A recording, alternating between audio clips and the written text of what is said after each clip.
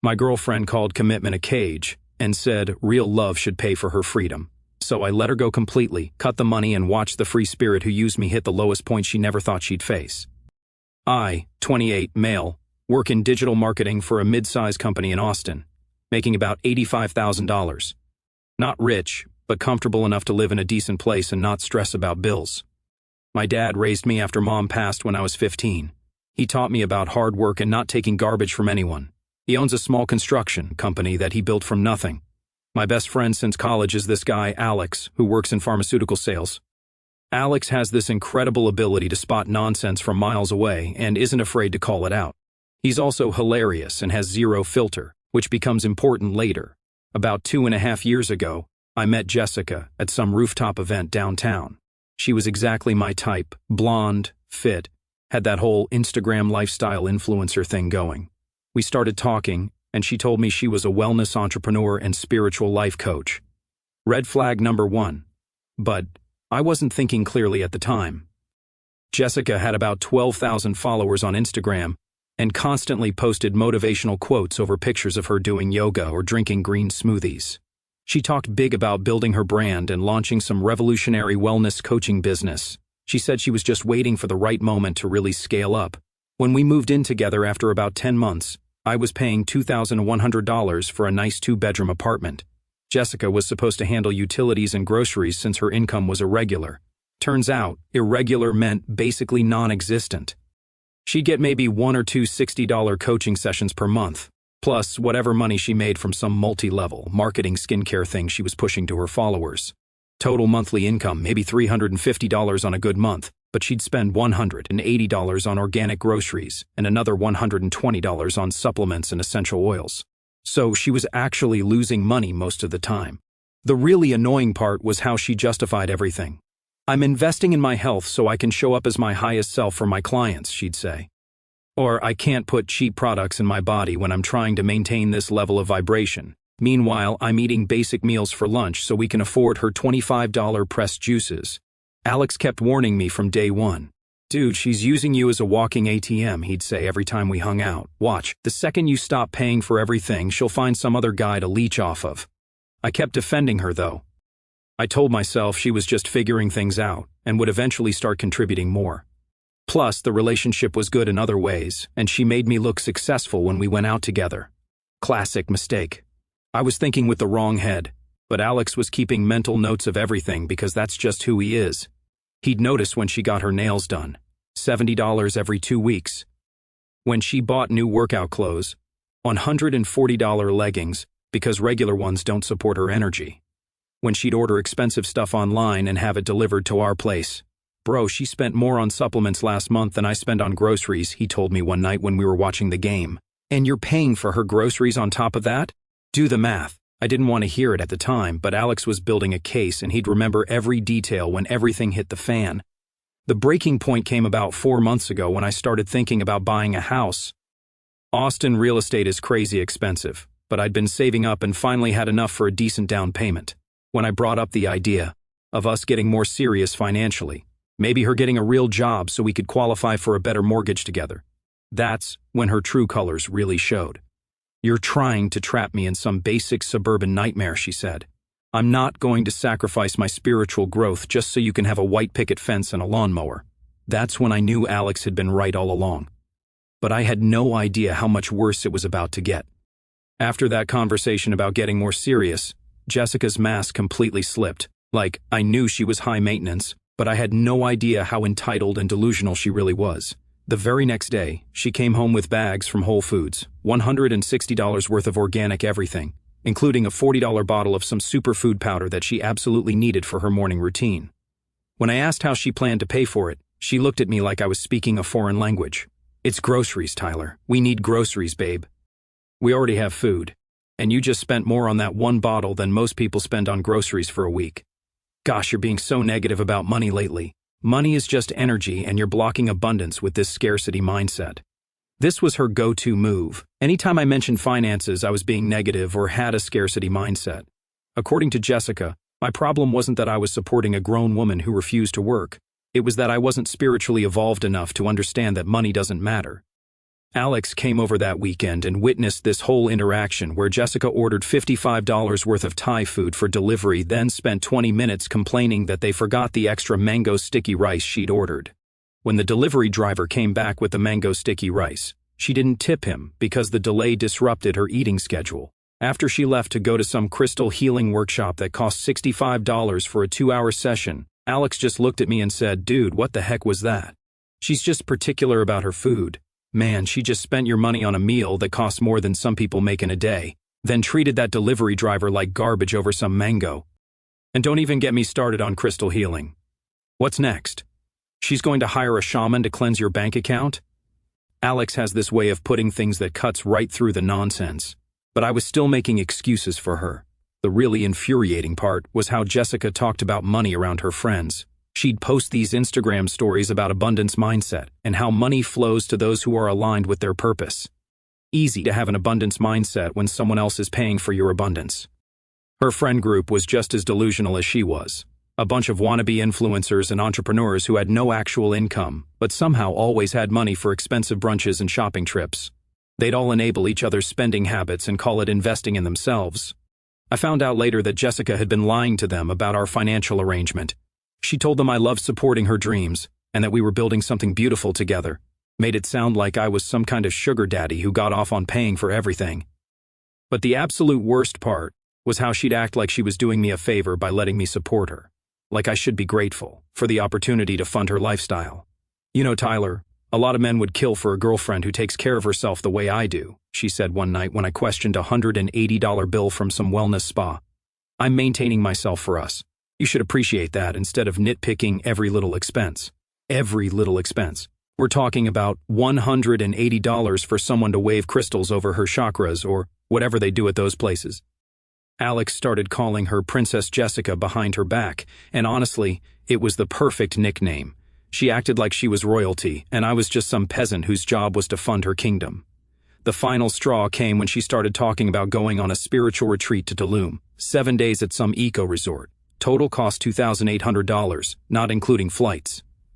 She presented it like it was a done deal, not something we needed to discuss. "It's an investment in my spiritual growth, which is an investment in our relationship," she said. "Plus, I'll create so much content there. This could really help my brand take off." Her brand, the one that made $350 a month if she was lucky. When I told her we couldn't afford it, she accused me of being unsupportive of her dreams and trying to hold her back. She said a real man would want his woman to grow and evolve. That's when I finally understood what Alex had been trying to tell me. Jessica didn't see me as a partner. She saw me as a resource. And when that resource stopped flowing the way she wanted, I became the enemy. I finally hit my breaking point about 6 weeks ago. Jessica had just spent another $180 on a business coaching session with some Instagram guru who promised to help her scale her brand to 6 figures. This was on top of the usual weekly expenses for organic food, supplements, and whatever wellness nonsense she was into that week. When she told me about this coaching session, she was so excited. "Tyler, this is it. Sarah has helped so many women build million-dollar brands. She's going to help me launch my signature coaching program." "What coaching program?" "The one I'm developing about finding your authentic self and living in alignment with your purpose." "Jessica, you've been saying you're developing a coaching program for 2 years. What exactly are you going to coach people on?" "Living authentically, following their dreams, not letting society box them in."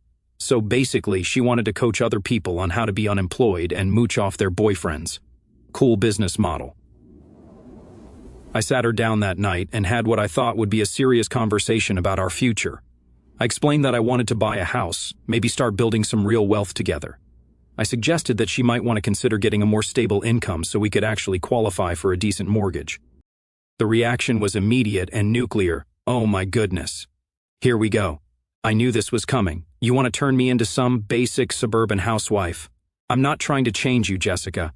I'm asking if you want to build something real together." "Build what? A prison? Because that's what this is about. You want to trap me in some soul-crushing conventional life just because you're getting old and desperate for marriage and kids, and all that patriarchal garbage. I'm talking about basic partnership here, like maybe contributing financially to the household you live in. There it is. You want to control me. Force me into some corporate job that goes against everything I believe in. I can't be caged by society's expectations about what women should do with their lives. Jessica, even people who follow their dreams have to pay rent. You're trying to drag me down to your level. Make everything about money when love should be enough. You can't cage a free spirit, Tyler, and that's exactly what you're trying to do. She used the word cage probably 12 times in that conversation. Apparently, wanting your live-in girlfriend to contribute to household expenses is the same as locking her in a dungeon. But here's the kicker. After this whole rant about not being caged and needing her freedom, she immediately started talking about our vacation plans for the summer. Our vacation plans that I would be paying for, because apparently being a free spirit who can't be caged doesn't extend to free spirits paying their own way. And I was thinking for Cabo, we should definitely do the resort with the infinity pools. I know it's more expensive, but I really want to create some amazing content there. The cognitive dissonance was insane. In the same breath, she's telling me she won't be controlled by financial expectations and planning expensive vacations that I'd be funding. That's when it all clicked for me. Alex had been right from the beginning. Jessica didn't want a boyfriend. She wanted a sponsor, someone to fund her lifestyle while she played entrepreneur on Instagram. I called Alex that night and told him about the conversation. Finally, he said, I was wondering when you'd stop being a pushover and see her for what she really is. So, what's the plan? I think I'm done, man. Like, really done. About time. You know what you need to do, right? What? Give her exactly what she asked for. If she wants freedom so badly, set her free. That's when the plan started forming in my head. And Alex, being Alex, was more than happy to help me execute it. Alex and I started planning what he called Operation Freedom, basically giving Jessica exactly what she claimed to want while protecting myself from her inevitable meltdown. First step was getting my financial situation organized. I opened a new bank account that Jessica didn't know about and started redirecting my direct deposit there. I left just enough in our shared account to cover my portion of bills, but cut off her access to the debit card. Alex helped me document everything she'd been spending. We went through months of credit card statements and bank records, adding up all the wellness courses, organic groceries, supplements, spa treatments, and random Instagram purchases. The total was honestly shocking. Over $16,000 in the past year alone, not counting rent and utilities. Dude, you could have bought a really nice car with this money, Alex said as we tallied everything up. Or put a down payment on a house. Instead, you funded Princess Jessica's journey to nowhere. The documentation would be important later, but at the time, I was just trying to protect myself financially. Next step was the apartment situation. Our lease was up for renewal in 2 months, so I told our landlord we wouldn't be renewing. I found myself a smaller one-bedroom place about 12 minutes from work. I didn't tell Jessica about any of this yet. Alex thought this was hilarious. She's going to lose her mind when she realizes her free ride is over. This is better than reality TV. When I finally told Jessica I wasn't renewing the lease, you'd think I told her I was burning down an orphanage. The tears, the screaming, the accusations. It was like watching a toddler have a meltdown in the grocery store. How can you do this to me? I thought we were building something beautiful together. We weren't building anything, Jessica. I was paying for everything while you played pretend entrepreneur. That's so cruel. My business is just starting to take off. Your business makes $350 a month. Our rent is $2,100. Do the math. But Jessica had never been good at math. According to her, numbers were limiting beliefs and scarcity thinking. Alex came over the next day and witnessed one of her meltdowns. She was sobbing on the couch, surrounded by crystals and essential oil bottles, ranting about how men always abandon women just when they're about to achieve their dreams. Maybe your dreams shouldn't require someone else to fund them, Alex said, which made her cry even harder. You don't understand. I'm a healer. I help people. I can't just get some corporate job and abandon my calling. How many people have you healed this month? Alex asked. That's not the point. I'm building something bigger than money. Well, you better build it somewhere else because Tyler's done being your personal ATM. I'd never seen Alex be straight up mean to anyone before, but something about Jessica brought out his savage side. And honestly, I was starting to enjoy watching her get called out on her nonsense. The really pathetic part was that even after I told her I was moving out, she still hadn't started looking for apartments or jobs. She kept insisting that I was bluffing, that I'd come to my senses and realize how much I needed her. You'll never find anyone like me, she told me one night. I'm special, Tyler. I bring magic into people's lives. You're going to regret this when you're stuck with some basic girl who doesn't challenge you to grow. Alex, who was over for dinner, nearly choked on his water. Magic? Is that what we're calling it now? Jessica glared at him. You wouldn't understand. You're too materialistic to see beyond the surface. I see pretty clearly, actually. I see a grown woman who's never paid for anything in her life calling herself magic because she can manipulate men into supporting her. That's when Jessica started crying again and ran to the bedroom, slamming the door behind her. Geez, Alex, you didn't have to destroy her like that. Somebody had to say it. She's been playing you for 2 years, and now she's playing victim because the game is over. Forget her feelings. Looking back, Alex was absolutely right, but I had no idea how much worse Jessica's behavior was about to get. After I gave Jessica the 2 months' notice, she basically lost whatever connection to reality she had left. It was like watching someone have a complete psychological breakdown. Except instead of getting help, she doubled down on manipulation and crazy behavior. First came what Alex called the girlfriend makeover phase. Suddenly, Jessica was the perfect partner, making elaborate breakfasts, cleaning the apartment, wanting to have deep conversations about our relationship every night.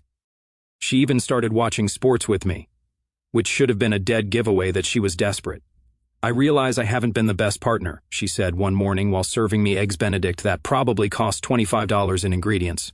But I'm ready to change. I want to build something real with you.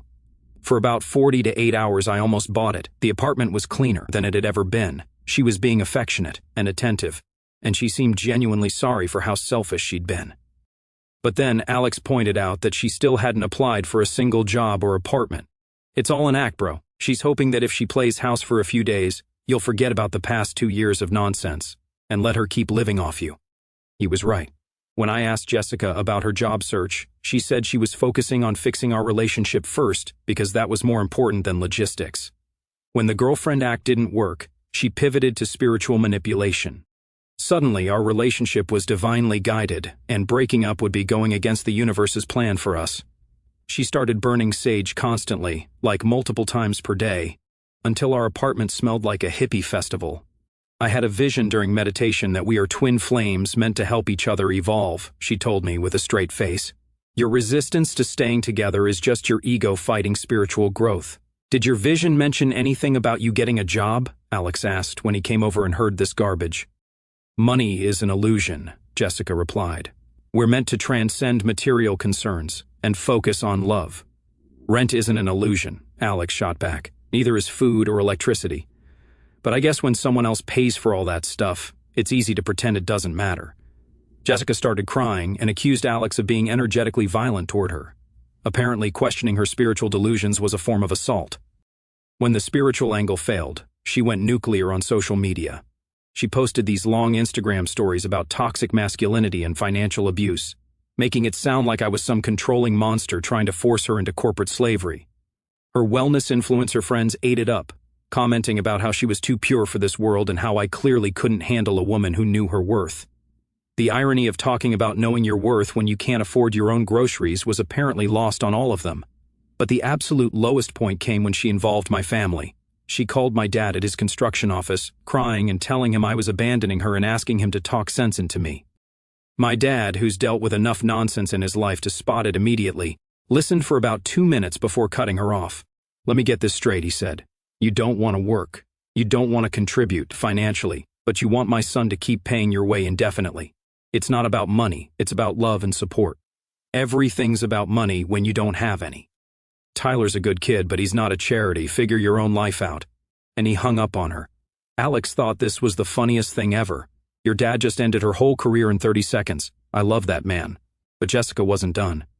She also reached out to my sister on Facebook, giving her some sob story about how I was throwing away true love over material concerns. My sister, who's a nurse and has zero patience for nonsense, basically told her to grow up and get a job. The manipulation campaign was so transparent and pathetic, but it also showed me how far Jessica was willing to go to avoid taking responsibility for her own life. She'd rather try to turn my own family against me than just admit she needed to be an adult. That's when I realized this wasn't just about money or relationships. Jessica was fundamentally broken as a person, and Alex was about to help me make sure she learned a very expensive lesson about consequences. Moving day finally arrived, and Jessica pulled out every manipulation tactic in the book. She started the morning by claiming she was having chest pains and might be having a heart attack. She suggested we should go to the emergency room instead of moving my stuff out. This stress is literally killing me. Tyler, is your need for independence really worth my life? Alex, who'd come over to help with the move, took one look at her dramatic performance and said, "If you're having a heart attack, we should definitely call 911. Should I dial now?" Suddenly, her chest pains weren't that serious anymore. When the movers arrived, Jessica positioned herself on the couch and started live streaming the whole thing on Instagram. She was narrating like she was some kind of spiritual martyr being persecuted for her beliefs. "This is what happens when you try to live authentically in a world that values money over love," she said to her phone while I loaded boxes. "I'm experiencing a spiritual death and rebirth right now, as I release what no longer serves my highest good." Her followers were eating it up, sending heart emojis and comments about how she was releasing toxic energy and making space for her true soulmate. Alex couldn't stop laughing. She's literally getting evicted by her own boyfriend and spinning it like it's a spiritual awakening. This girl should run for office. But the real shock came when the movers took my furniture. Turns out pretty much everything in the apartment was mine. The couch, the TV, the dining table, most of the kitchen appliances, even the bed. Jessica was left with basically a yoga mat, some floor pillows, and about 80% crystals. That's when reality finally hit her. She called her parents right there in front of us, and I could hear her mother on speakerphone, asking where she was planning to live. "I don't know. Tyler is abandoning me, and I don't have anywhere to go." "Jessica, we've been asking you for weeks to figure this out. Why haven't you looked for apartments or roommates?" "Because I thought we'd work things out. I thought love would be enough." Her father got on the phone. "Love doesn't pay rent, sweetheart. You need to come home and we'll help you get back on your feet. But there are going to be rules this time." "What kind of rules?" "You get a real job within 30 days or you find somewhere else to live. No more of this influencer nonsense. No more spiritual business. You're 26 years old and it's time to grow up." Jessica started sobbing and hung up on them. But then came her nuclear option. 3 days before the move, she'd claimed she was pregnant. She said she'd just found out and we needed to table everything until we figured out what to do about the baby. I asked to see the test. She said she'd thrown it away in shock. I offered to buy another test. She said that would be traumatic, and I was being insensitive. Here's the thing, though. We hadn't had relations in a month. When I pointed this out, she said it must have happened before our fight and she was just now showing symptoms. Alex, who was there for this conversation, just started laughing. "Are you seriously trying to pull a fake pregnancy card right now while Tyler's literally moving out? That's some next-level desperation. It's not fake. How dare you? Then take a test right now. Tyler will drive to the pharmacy and buy one." Jessica started crying and said we were both being cruel and unsupportive. By the next day, she dropped the pregnancy story entirely and was back to begging me not to leave. As I was doing my final walkthrough, she grabbed my arm one last time. "Please don't do this. I'll do anything. I'll get a real job. I'll pay half the rent. We can even get married if that's what you want." I gently pulled free. "Jessica, I don't want someone who needs the threat of homelessness to finally consider contributing. Partnership should be something you want, not something you'd only do to avoid consequences." Her face crumpled. "You're heartless. You're abandoning me when I need you most." I looked at her sitting there surrounded by crystals and yoga props, the same setup she'd used to justify not working for over 2 years. 4 months ago, you told me commitment was a cage, that you wouldn't let me trap you in a conventional life. You said you needed to follow your spiritual path and couldn't be contained by expectations. She stared at me, mascara streaming down her face. "I'm not abandoning you. I'm giving you exactly what you asked for. Complete freedom from any expectations or cages. You should be happy. That's not, I didn't mean, you did mean it. And that's fine. We just want different things." Alex was waiting by the door with my last box. "Come on, man. Let's get out of here." Jessica was still crying on her yoga mat when we left for the last time. It's been 3 months since I moved out, and honestly, the karma has been beautiful to watch unfold. Alex and I have been following the train wreck from a safe distance, and it's been better than any reality show.